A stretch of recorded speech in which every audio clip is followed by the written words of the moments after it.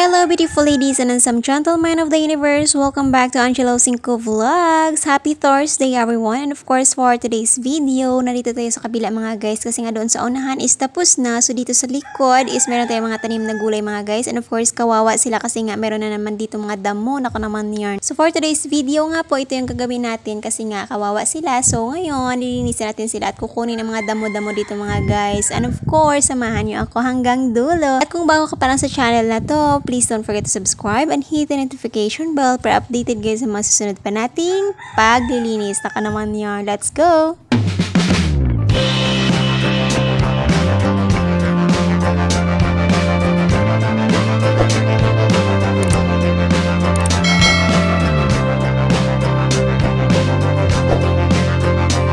So, kamusta kayong lahat dyan mga guys? Lalo na sa mga family natin sa Bahay Kubo. Nako naman yan. Maraming salamat sa inyong support kay Angelo Cinco Vlogs from mula noon talaga hanggang ngayon. So, nandyan talaga yung mga kaibigan natin from Bahay Kubo. So, maraming salamat sa inyo mga guys. And of course, hope you enjoy this video kahit ganito yung video natin. So, ito yung buhay sa probinsya mga guys. Ito yung madalas na ginagawa natin dito mga guys. And of course, lagi talaga tayo naglilinis no, sa labas nating bahay. And of course, sa ating mga pananim. So, ito talaga yung mga kadalasang ginagawa pag nasa probinsya ka. Ewan ko mga guys pero kung ako talagang tatanungin, instead na pumunta sa mall at mag-shopping, nako naman yarn, mas gusto ko pa maglinis na lang sa aking mga pananim na mga gulay o di kaya sa labas ng bahay kasi nga naman malayo dito yung mall mga guys, saka wala tayong pera, char. So, mas nag-i-enjoy ako mga guys pag naglilinis ako dito mga guys sa labas ng bahay o sa bakuran ba. So, lalo na sa mga pananim natin at hindi rin ako mahilig magtanim ng mga bulaklak, so mas gusto ko pa magtanim ng mga gulay. Mas nag-i-enjoy talaga ako tingnan yung mga gulay kasi nga mga guys, 'di ba? Pag ewan ko kasi nga depende naman sa tao 'yon. So ako talaga gusto ko yung gulay yung itatanim ko kasi nga libre na yung yung gulay ko instead na bumili ka pa sa palengke, 'di ba? So meron kang makukuha sa labas. So ito yung yung hilig ko talaga. So yung bulaklak siguro minsan pero hindi talaga.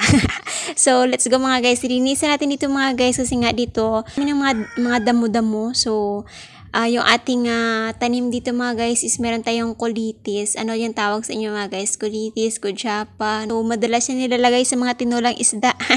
Instead of down ng kamote, kung walang kamote, diba? Yan yung nilalagay natin mga guys. Meron din siguro yan sa inyo, diba? So, hindi lang naman siguro sa kapis meron yan. Meron din talaga sa inyo yan. So, meron din tayo dito mga guys na na saluyot. O, diba? Ano tawag niyo sa inyo? Saluyot, tagabang sa amon tagwon, diba? So, very green siya. So, yan yung mataas na sa harapan ko. Naku naman yun. So, very healthy din siya. So, kinuha ko yan doon sa payag mga guys kasi may tanim ako doon. Si Bibos pala, hindi ako. So, si Bibos naglagay doon. So, ng mga seeds niya. So, tumubo siya pag ulan. Ako naman yan. So, madami siya doon. So, nilagay ko dito yung ilang puno. Parang 4 yata ito or 5. So, kahit hindi pa tayo dito nakalipat sa kabilang bahay mga guys, nagtanim na ako dito mga guys na mga pwede nating magulay para instead, diba? Instead na bumili ka pa, so meron na tayo ditong maluto or malagay sa ating mga tinola mga guys. At saka fresh pa siya. So, pag natin dito, paglipat namin dito, edi meron akong magulay, diba? So, hindi na ako papunta doon sa malayo kasi nga meron dito sa tabi ng bahay. Nako naman yan. Syempre, yung kangkong natin is marami na rin dito and yung ating dahon ng kamuti. Marami akong talbos ng kamuti dito mga guys. O, diba? So, yung aking pala mga guys, yung patola ko is hindi ko pa talaga nalagyan ng bahay nila. So, next naman yun yung project ko. At ito mga guys, yung mga saging na ito mga guys, kinuha ito ng kuya ko mga guys dito kasi nga tumubo sila. So, gusto niya siguro mawala yung mga saging dito. So, ito yung area kasi na ito mga guys is dati talaga, nung hindi pa kami nagpatayo ng bahay dito mga guys, puro talaga ito sagingan dito mga guys. So, nasayangan nga ako dun sa mga puno ng saging kasi nga kinuha namin. Siguro ngayon kung hindi nakuha, marami ng bunga yun ngayon. Pero kawawa din, no? Kaya lang wala tayong choice. So, kailangan talaga sila kunin. So, dito sa kabila, meron pa siyang naiwan. So, pinanguha ng kuya ko. Sinusunod niya kunin yung mga bagong tubo na Pero itatanim niya daw yan. So, siya yung magtatanim niyan. Kasi nga, dito wala na talaga siyang area. So, siguro doon sa kabila, malapit kila Mother Earth. O, diba? So, yun mga guys. So, didinisin natin ito yung mga damo-damo na ito mga guys. Kasi nga, ang bilis talaga nila magtubo. Naku naman. Siguro dahil sa ulan, no? Kasi nga, very sila. Nakakainom sila lagi ng tubig. Kaya ang bilis nila lumaki. lumaki. Sana all. Ako kaya may chance pang lumaki. Siguro lumalaki lang talaga yung problema or dumadami lang yung problema pero ako hindi talaga ako lumalaki.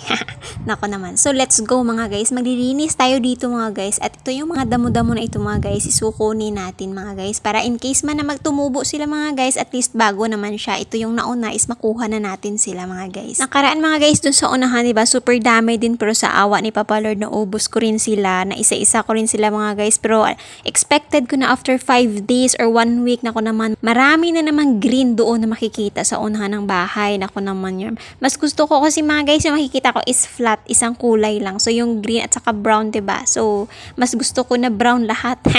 Okay naman may damo siya kasi nga pag umulan, diba? Hindi siya madumi. Pag inapakan mo yung lupa, hindi madumi. Kaya lang, si Bibos kasi nagpi-play doon, no? Naglalaro siya dun sa unahan. So pag may damo-damo, so pagdating ng gabi, nako naman yung paan niya. Lagi niya yung tawag doon? Kinakalmot ba? So, kinakamot. Ano may kinakalmot? Kinakamot. Ang hirap talaga magtagalog. Diyos ko Lord. So, yun mga guys. So, ito nga yung dito sa likuran is kukunin ko rin para fair siya. O, diba mga guys? Kahit mainis, always on the go pa rin sa Angelo mga guys. Kasi wala tayong ginagawa, diba? So, instead, tumunganga tayo, di gagawa na lang tayo kung ano yung pwedeng gawin dito sa labas mga guys. O, diba? Maganda pa siya tingnan after nito. O, at least nila sayang ating oras at araw. Hindi hadlang sa atin mga guys ang init as long as meron tayong pajama, jacket, saka sombrero. O, diba? Meron tayong hat. Hat talaga. So, yun mga guys. So, let's go na. Gagawin na natin ito mga guys ang dapat gawin. At isang rason pa mga guys, kung hindi ko gagawin to, sino naman gagawa para sa akin, diba? Ako din naman yung gagawa. So, habang wala tayong ginagawa, di dito tayo magbisi-bisihan. See? So, mas mahirap na kasi kunin ito pag sobrang dami na nila, saka matatagalan tayo lalo pag kumuha dito mga guys. Pag kinuha sila, I mean. Nakaraan may nagsuggest sa akin mga guys, ipakain doon sa kambing. Wala naman akong kambing kahit kalabaw o di kaya kabayo, diba? Mas lalong wala ako nun. O, edi isa-isahin ko na lang sila. Kaysa maghanap pa ako ng kambing. Wala nga kambing. So, yun mga guys. So, nakita ko dun kay Mother Motion, no? Motion Vlog in Nepal. Yung kanilang kambing is kinukunan pa nila ng mga damo-damo kung saan-saan. So, dito maraming damo kaso walang kambing. So, yun. So, ang taba ng kambing nila doon mga guys. Pag meron kayong time, I mean, subukan nyo, tingnan nyo yung mga alaga nyong kambing. Motion Vlog in Nepal, diba? So, yun mga guys. At hindi lang yan, marami ding baka doon sa kanila mga guys. O, diba? Ang ganda din ng Nepal, parang Philippines din. So, pasensya na kayo sa aking yaw-yaw today kasi nga mga guys, napunta na tayo sa Nepal kahit sa Philippines tayo. Wala, naisip ko lang naman mga guys at na-share ko lang naman sa inyo. So, pag natapos ko ito mga guys, ang next ko naman na gagawin is yung aking pato. Lalagyan ko nga po sila ng bahay kasi nga gumagapang na sila mga guys at wala silang gagapangan. So, pumupunta sila dun sa puno ng saging. Pasensya na po, maingay. Sa tabi kasi ako ng kalsada mga guys, kaya hindi talaga may iwasan na may dumadaan, diba? Mga tricycle, diba? Mga sasakyan, kung ano-ano pa dyan, diba? Kaya maingay talaga minsan, lalo na pag sa araw tayo nagvo-voice over, naku naman yun. At itong ginagawa kong ito mga guys, kahit talaga mahirap siya kasi nga ang liit pa nila, no? So, kailangan ko talaga isa-isahin at bunutin hanggang yung nila, yung roots, yung roots, yung ugat nila mga guys. Ako naman, yung ugat. So, ito na nga po. So, malapit na tayong matapos. Siguro mga 1 oras na lang, no? Puro din ito mga guys, Carabao grass. So, diba? Perfect sana pag may Carabao. Kaya lang wala talagang Carabao. So, kakamayin na lang natin sila mga guys, diba? Pwede rin naman kamayin pwede din siya. Kaya lang, yun, mahirap lang siya isa-isahin. Hindi din siguro mauubos yung pasensya ko hanggang maubos ko ito mga guys, diba? So, yung sa kabilangin, naubos ko 3 araw 3 araw na half day halos, no? Kasi nga, hindi naman pwede whole day tayo nandito mga guys. Kaya ito, konti na naman ito compare dun sa kabila. Kaya carry bells to. So, after pala ng aking bahay sa aking patola is meron din doon sa kabila pa. Ako, malapit sa mga guys, sa rice field. Pasensya na kayo kasi nga mahirap talaga magtagalog. Rice field. Palayan, yun. Sa tabi ng palayan kasi mga guys, nililinis ko rin doon kasi nga gilid ng yun ng bahay. So, kailangan linisin din siya. I-continue natin yung paglilinis para yung mga damo-damo is hindi naman siya gagapang papunta sa ating pader. Nako naman yun. So, doon, nililinis ko siya.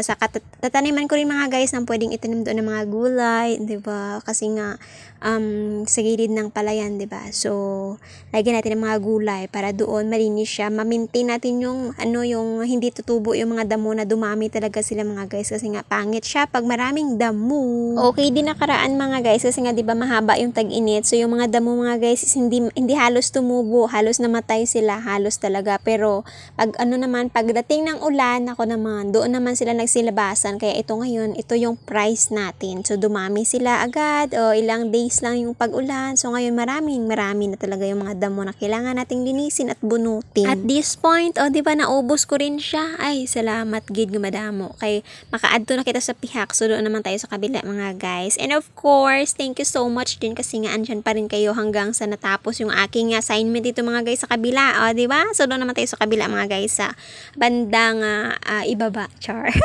Nako naman. So, ito mga guys, kunin ko muna ito mga guys para naman hindi ko makalimutan kasi nga baka mamaya is maiwanan ko na ito yung mga nabunot ko. So, kinabukasan, tutubo na naman ulit sila kasi nga yung iba is marami pa rin nga lupa, 'di ba, sa puno ng mga nabunot ko. So, tutubo pa rin yun. So, kailangan talaga yung mga nabunot na islinisin at itapon doon. Nako naman. Para naman hindi sila tumubo ulit. Sa tingin niya, yung mas maganda? Yung kaninang may may damo dito or ngayon na wala na, 'di ba? So, kailangan na lang walis na lang ito mga guys para matanggal yung mga maliit-liit dito mga guys na mga natanggal ng damo para naman plain na siya tingnan. See? So, yung puno doon ng saging mga guys, hinahayaan lang yun doon mga guys kasi nga si Bibi Boss, every morning pumupunta yan dyan, tinitingnan niya kapag may tumubong mushroom. Diba? Sine-check niya dyan kung merong mushroom na tumubo. Yan yung mga dyan. Yung lola niya kasi yung naglagay dyan. So, sabi ng lola niya, wag daw kunin kasi nga si Bibi Boss mahilig talaga sa mga ganyan-ganyan. So, yung mushroom is lagi niyang tinitingnan dyan. So, sine-check niya every morning. Pagising niya dyan siya pumupunta. So, diba? Nagiging hobby na rin niya yung paghanap ng mushroom. Pero hindi naman siya kumakain ng mushroom. Siguro, lang talaga, naaliw na siya pag may makita siyang mushroom. At saka yung pinapaluto niya sa akin. So, ako yung kumakain. So, yun mga guys. So, ito na mga guys. So, meron ditong isa. So, yan, hinahayaan ko lang siya. So, tomorrow, titingnan niya yan. Nakabuklad na. Ano tawag na? Nakabukas na siya. Yung lumaki na ba? Yung parang payong na siya na nakabukas. So, yun mga guys. So, ito mga guys, yung next natin. So, yun yung patuloy na sinasabi ko. Yan yung gagawan ko ng bahay next. Pero, syempre, ubusin muna natin itong mga damo-damo mga guys bago yan. So, hanggang dito na lang. Maraming salamat and I hope you enjoy my video for today. See you next time. I love you all mga guys. Bye!